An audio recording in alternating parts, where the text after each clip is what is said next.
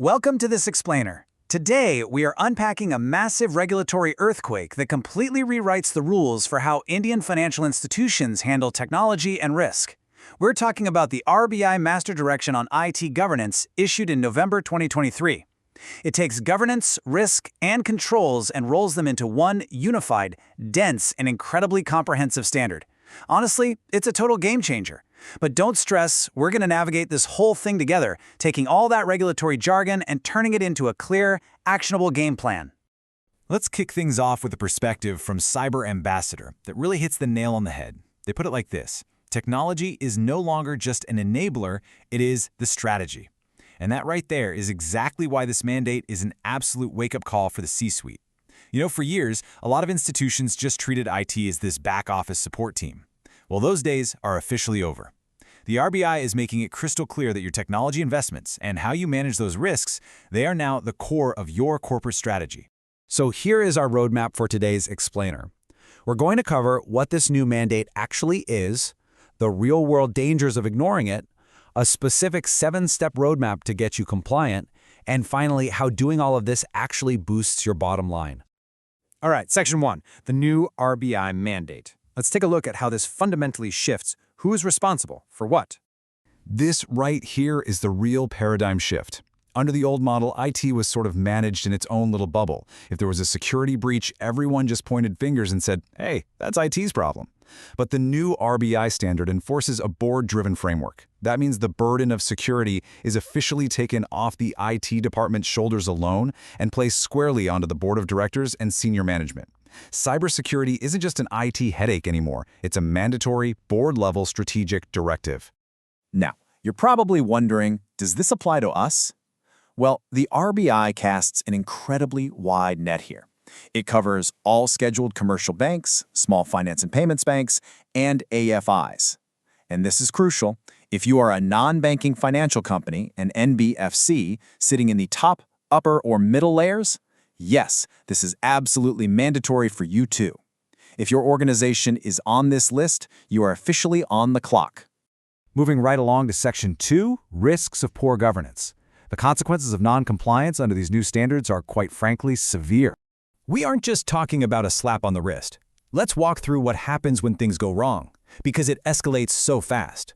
It starts with fragmented governance, managing things in those silos without board oversight.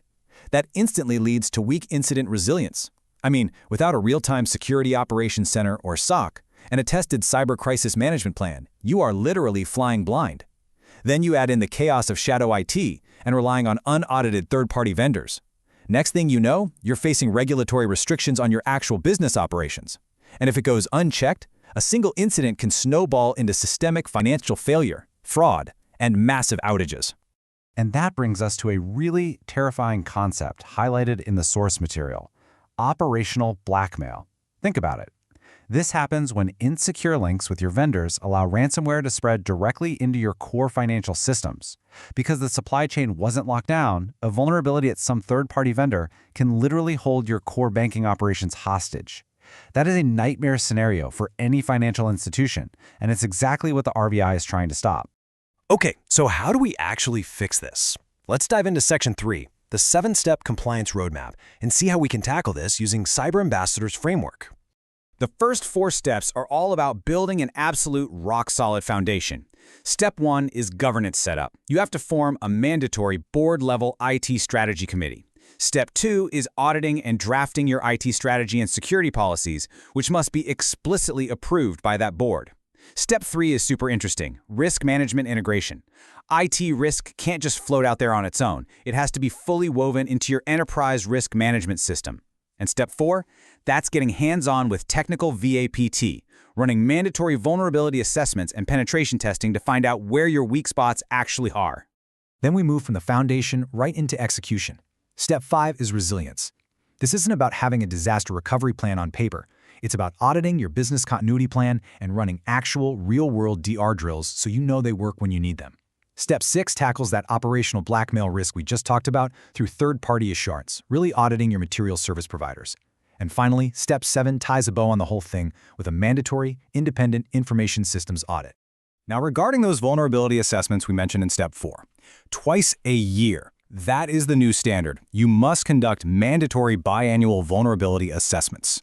This just goes to show how proactive the RBI expects you to be right now. This is definitely not a once-a-year checkbox exercise anymore. It is a constant, everyday posture of defense. I know this all sounds like a massive amount of work, but that brings us to Section 4, Benefits of Strategic Compliance. Because this isn't just about avoiding fines, it's about gaining a serious edge. Here is the absolute game changer. By setting up a tested cyber crisis management plan and a real-time SOC like the mandate requires, you shrink your detection to remediation time from weeks down to literally just minutes. Imagine that. By drastically shrinking that threat window, you minimize the fallout of any breach. Reacting in minutes instead of weeks protects your customers, your capital, and your brand's reputation. So ultimately, following this framework offers massive organizational perks. You're future-proofing your growth, meaning you can launch innovative new fintech products with the full blessing of the regulators. You're enhancing board oversight because you're finally translating complicated tech jargon into clear business metrics the board actually gets. And honestly, it makes your IT way more cost-efficient. By aligning your tech investments directly with your business goals, you stop wasting money on tech you don't need, and you start funding the security that actually drives your business forward. So, I'm going to leave you with this final thought. The landscape for Indian financial entities has permanently changed. Technology is your strategy, the board is on the hook, and the rules are set in stone. This can either be a massive regulatory headache for you or a huge competitive advantage that builds a resilient, lean organization. It's time to stop guessing and start securing. So how is your organization going to respond? Thanks for joining me for this explainer, and keep learning.